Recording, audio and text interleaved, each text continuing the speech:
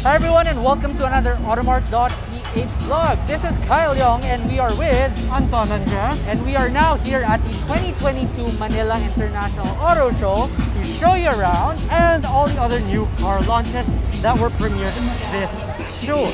Now it's been 3 years since Mias went live and face-to-face, so we're pretty excited because it's been too long since we've seen a motor show of this size and scale. So it's time to go on inside.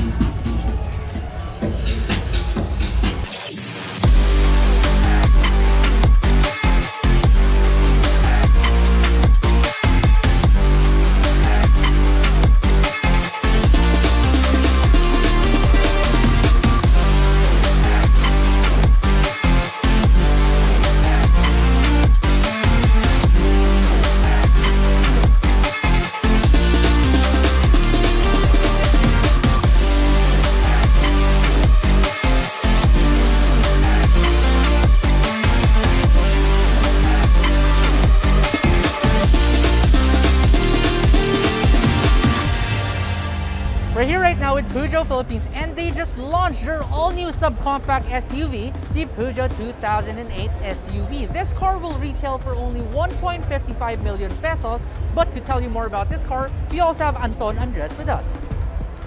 Hello everyone sa Automart.ph, and itong Pujo 2008, again, it just came out in the Philippines, and at the same time, it's been around in France for a couple of years, but we're happy it's here.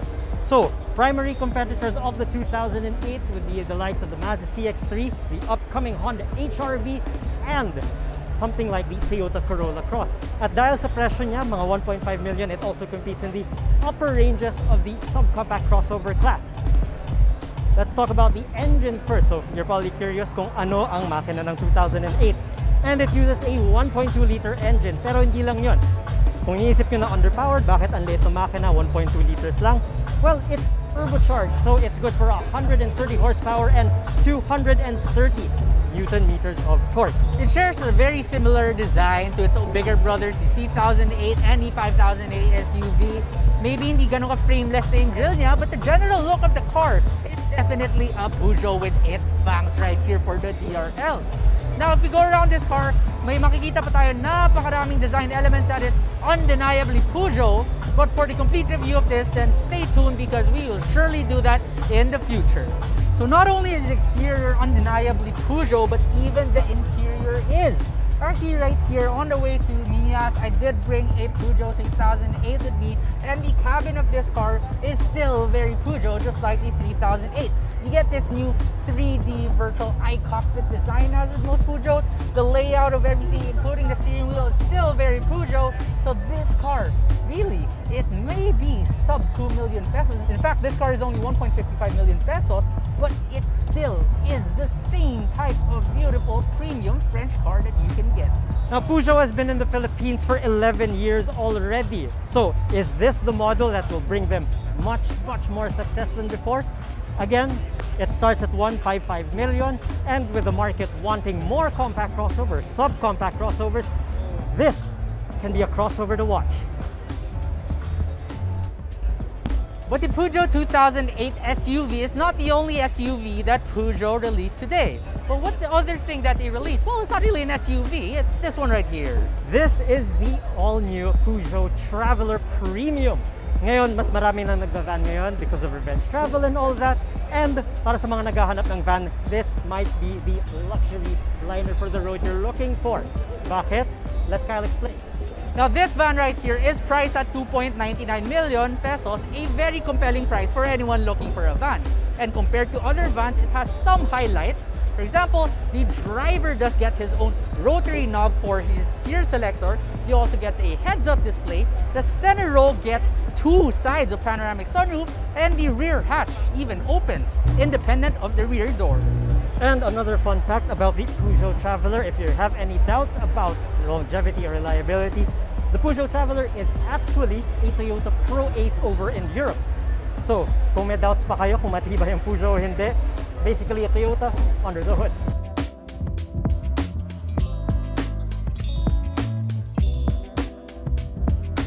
Everyone, now we are back. This time we are in the Subaru booth, and Subaru released 2 new cars today. But the first thing that we're gonna look at is the alternative to your usual suspects such as Honda and Toyota. This one right here is the new Subaru Forester, now with EyeSight 4.0 as standard. Now, that's not the only thing that's new with the Subaru Forester. Now, mainly changes are here at the front end.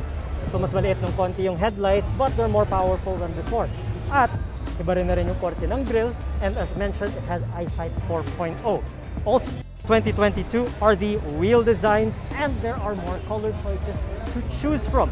But that's not the only upgrades na binigay ng Subaru for the 22 Forester. There are more tweaks to be seen inside. So what's new for the 22 Forester? So may mga binago dito na cabin materials and what, pero yung main highlight dito is the new infotainment system. Now, of course, the car is off right now, but it also now includes more functionality, and of course, standard pa rin ang Apple CarPlay and Android Auto. And of course, the usual Subaru practicalities are still here, and it still has one of the biggest sunroofs in the business. If you're wondering about the engine inside the all-new Forester, well, it is still the same engine. It is a carryover from the previous model. It is still the same 2-liter boxer engine. And I also want to show one highlight kung bakit Subaru is one of the safest cars on the road today. But bubuksan natin yung rear door para ma-emphasize yun. In the past years, sobrang iba ang commitment ng Subaru sa safety. Aside from EyeSight, they also have several passive safety systems. So kung titignan nyo to, para saan tong parang bakal na to? Actually, that's for side impact protection. Kasi itong bar na to, kung may mangyari man at tamahan kayo dito sa gilid, this bar prevents the door from caving in at matamaan yung mga pasahero sa loob. Now that's attention to detail when it comes to safety. But the Forester is not the only car that Subaru launched today. They also released the all-new Subaru BRZ, which also now comes with EyeSight. And of course, the BRZ is aimed to those who are much younger or looking for something much sportier than the Subaru Forester. So, what's new with the BRZ? Mas malaki na makina niya ngayon. It's now a 2.4 liter with about 230 horsepower, and the biggest problem with the BRZ before was a lack of torque. The bigger engine solves that now. Of course, the classic layout remains. It is still a flat 4 engine in typical Subaru tradition, and just like its twin, the Toyota 86, they look about no, except for a different front flip. Other things you should know about the BRZ, well, the wheelbase has been stretched, and that means better handling. But Subaru says this is still a very good driftable sports car. So Anton, this is an all-new model and everything has changed, but I'm not very familiar with BRZ, so what exactly has changed? So for the interior, you can see some elements from the previous generation BRZ. So yeah, still have those round air conditioning vents and whatnot. But if you're coming from the previous generation, it should look very familiar. And now the BRZ also comes with a fully digital instrument cluster, and you can also see various settings. So you see your G meter and stuff like that. At the same time, you see some Toyota elements in here, such as the cruise control stock. So kung may Camry kayo or you have an Altis with cruise control, stocks like these and controls like these, they should look very familiar. But other than that, you sit low inside the BRZ like a typical sports car, and you get that long, straight look out from the hood. So, all in all, if you're coming from the older BRZ, it is, well, it's a slight evolution and at the same time, a much bigger improvement. So while we're on the subject, this is Subaru's new infotainment system. It's much more simplified and all that, and they try to improve the graphics and whatnot. At the same time, you finally get physical buttons and etc. And as mentioned, the car also comes with EyeSight now. Now, enthusiasts, don't worry.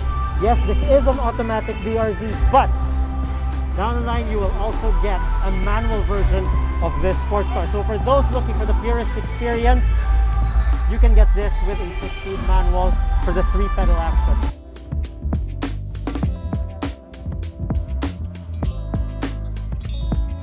Isa sa mga rising stars sa automotive sector in the last 5 years ay si Geely. At ito yung modelong na put on the map. Ito ay isang Coolray, pero hindi ito ordinaryong Coolray. Ito ay Coolray GT. And to tell us more about it, nandito din si Kyle. Hi everyone, so this Coolray right here is based on the Coolray Premium that we all know and love. Pero may mga additional things that this Coolray GT has. Dito sa harap, meron kang carbon fiber na chin. Tapos sa tabi naman, binigyan ka rin ng 19-inch rims. Blacked out rin na napakalaki and also a stepboard. So, pagdating natin sa likod, there are even more changes. Pero Kyle, ano naman yung binago dito sa likod?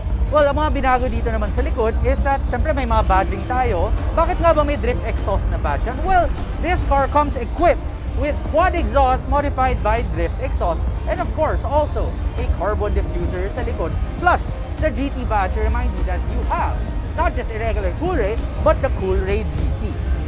So Kyle, mas mukha nga siyang sporty, pero may binago ba dito under the hood or any performance Well, upgrade? Anton, the engine itself, hindi binago. So it's still the same 1.5-liter turbocharged inline-3 gasoline engine. Pero may mapapansin ka, meron itong pula dito, di ba?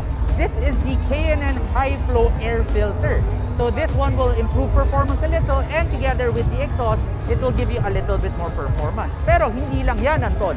Ano pa yung binago dito? This car also comes with a big brake kit, and it has slotted rotor sen. So pagkita mo, ang laki, di ba? Painted in red for that extra sporty touch. And may optional pang pedal box dito that will bring the total power figures to around 200 horsepower in a subcompact crossover SUV. Can you imagine that? That's amazing, di ba?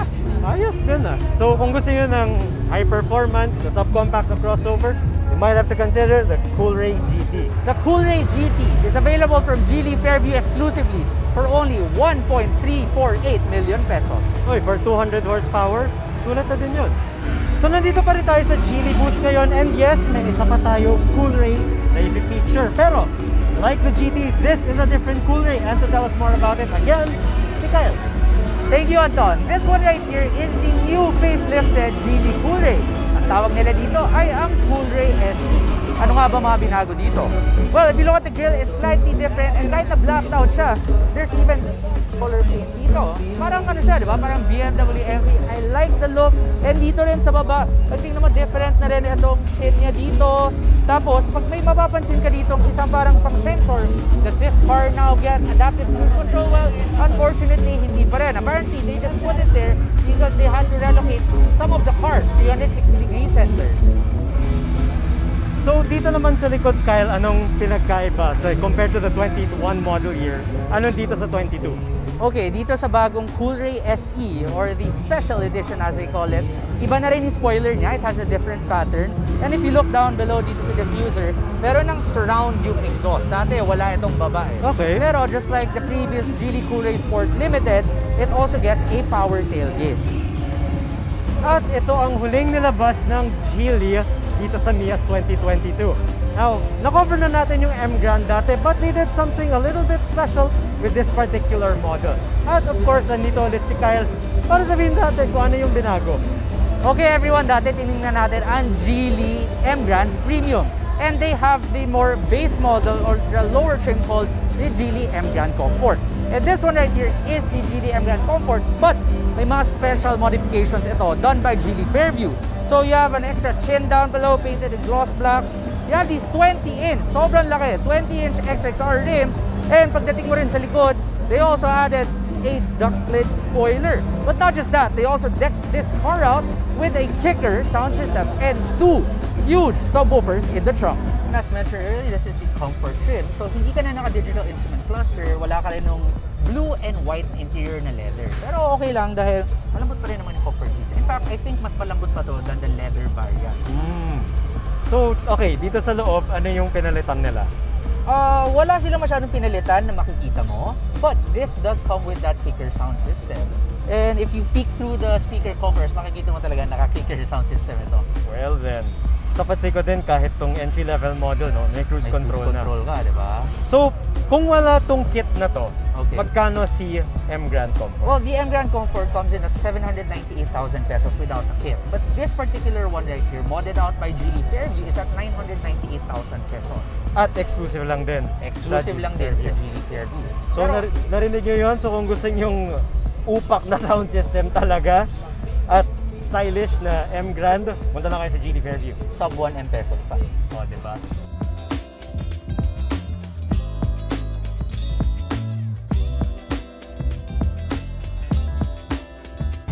alam mo naman na ang daming manufacturers na nag-shift into electric mobility these days. So, kita-kita dito, we have a charger and a parking charge system. Pero, anong kotse nga ba to?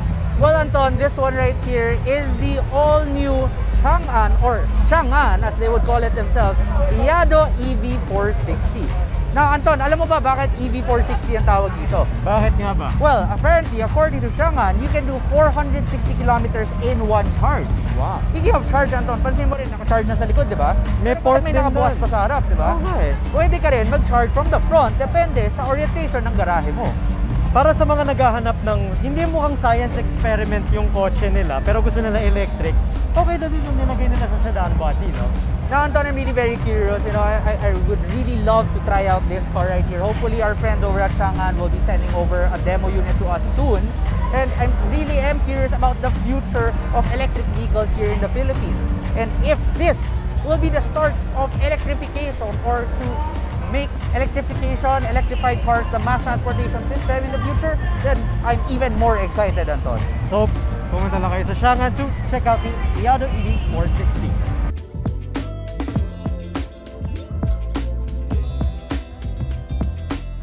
We're here right now at the GAC booth at NIAS 2022, and this is their preview on the all-new GS8. But this one is not yet exactly available in the market right now, so it simply is a preview. But to tell you more about it, we have Anton and Dres.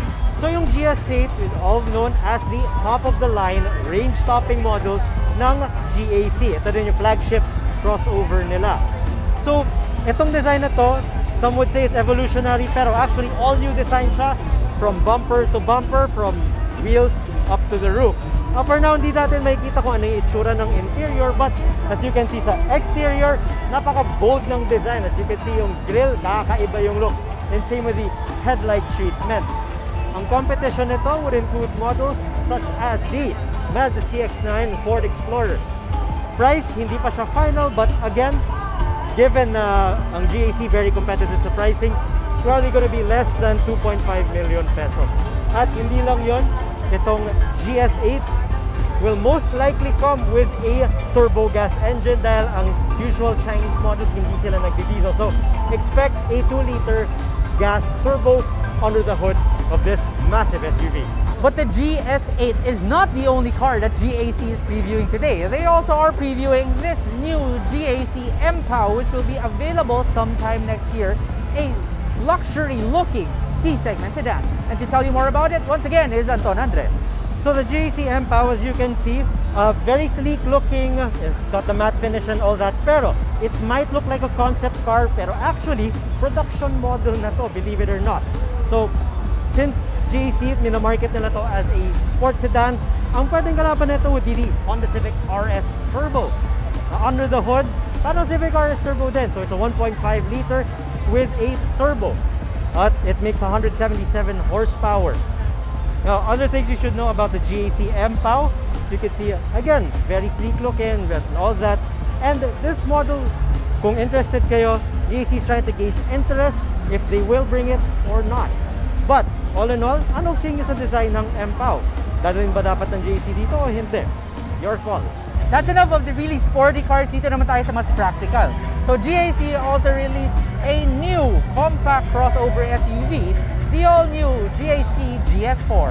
So, yung GS4 actually, ito na yung second generation na dumating sa Pilipinas. And yes, this is an all-new platform. Hindi lang to facelift, even if it looks very evolutionary. So, bago yung buong harap, medyo hinabaan pa, and there are more features to be seen inside. And like before, it has a turbocharged engine. And it now makes 163 horsepower, so that's much more than before. Ngayon, ang presyo nito is a little over 1 million pesos. And para sa size niya, it's also one of the most affordable compact crossovers you can buy. So, sa mga naghahanap ng family car dyan na may budget, you could consider one of these.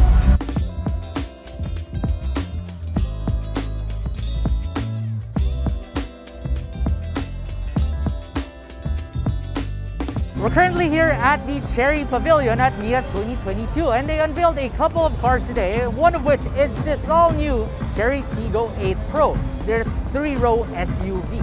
Now this car comes with a 1.6-liter engine which makes 183 horsepower, but this is not the only car that they released today. Anyway, price-wise first, this costs 1.645 million pesos. However, if you're looking for something a little bit more futuristic, something that is a hybrid, then they have another car for you. Pero kung gusto nyo ng mas matipid pa na version ng Tigo 8 Pro, meron din silang plug-in hybrid version. So it uses the same engine found in the 1.6-liter turbo, but it's attached to an electric motor, a pair of them. Ang total combined output, itong crossover na to has over 300 horsepower. Imagine niyo yun. Itong practical family car na to has the same numbers as ng mga sports cars nung araw. So pwede mo dalhin pamilya mo and you'll get there quickly dahil malakas tong motor na to. At the same time, this is also going to be the most affordable plug-in hybrid in the country because for now at least it will retail for 2.4 million pesos. So that's something to consider kung gusto nyo ng matipid at malakas na kotse.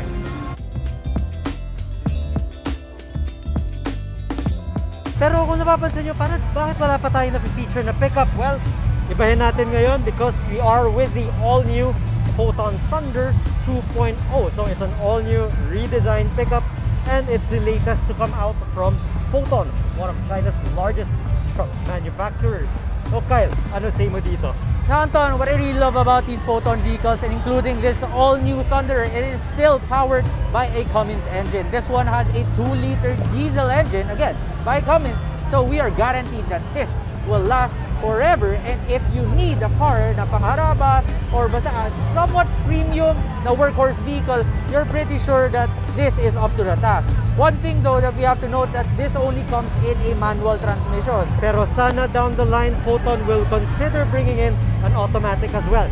Lalanan nyo, ang dami nang bumibili ng pickup ngayon at syempre bonus na din kapag matic, lalo na yung mga mas gustong komportable pag long drive.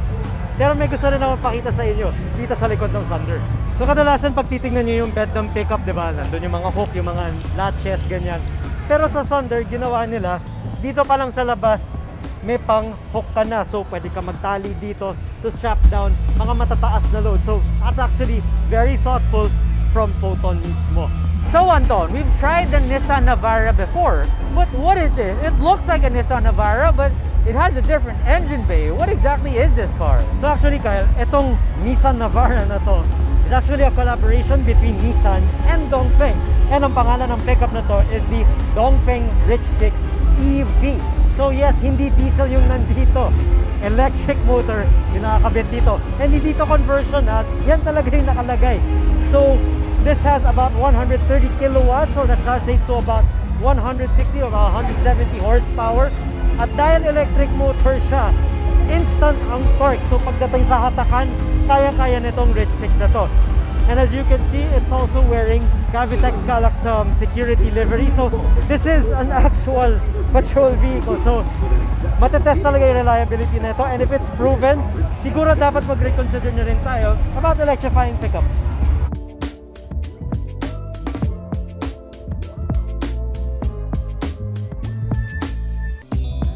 So about last year, Nissan facelifted the Navara, pero that doesn't mean they're going to stop doing any more additions to their lineup. So Kyle, anong variant ng Navara to? Bagong-bago to sa Pias. So Anton, this one is called the Nissan Navara 4x2 Calibre X or Calibre X, no matter how you want to call it. And it is basically a 4x2 version of the Nissan Navara Pro 4X. A lot of people have enjoyed the Pro 4X for not only its capabilities but also its looks. But for those who just want the more rugged styling and don't really need the capabilities of a 4x4 vehicle, well, this is the car for them. But I want to ask, meron ba rin bang intelligent mobility itong Navara na 4x2? As far as I know, and based on what I saw earlier, yes, it still does, and that is an amazing thing, especially at this price point at just over 1.5 million pesos. So if you're looking for a safe pickup truck with the latest safety kit, i-consider nyo tong bagong variant ng Navara. Plus, mukha rin kayo naka 4-wheel drive.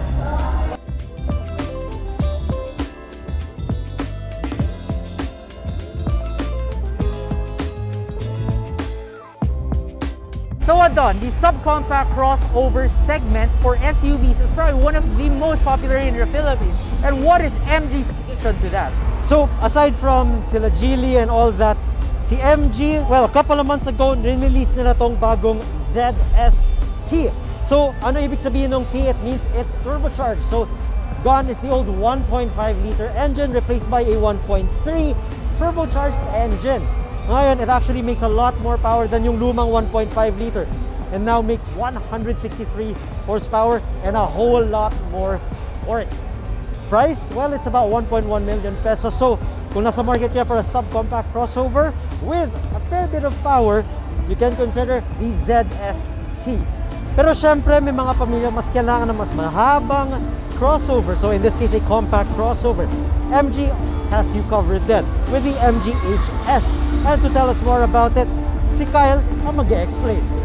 Thank you, Anton. And now, the MG HS, the slightly bigger version of the ZST, is a compact crossover SUV. And this is powered by a 1.5-liter turbocharged engine, making 169 horsepower. What I really like about this one, Anton, is kanina nasilip ko yung interior niya. The seats look race-inspired, no? They have these holes behind your neck. I really love the look of this car. But anyway, we'll take a look at this car in the future. So stay tuned for our full review of this car, hopefully. And pricing naman tayo. Variants of this car range from 1.2 to 1.3 million pesos. But this top of the range trophy trim is at 1.308 million pesos.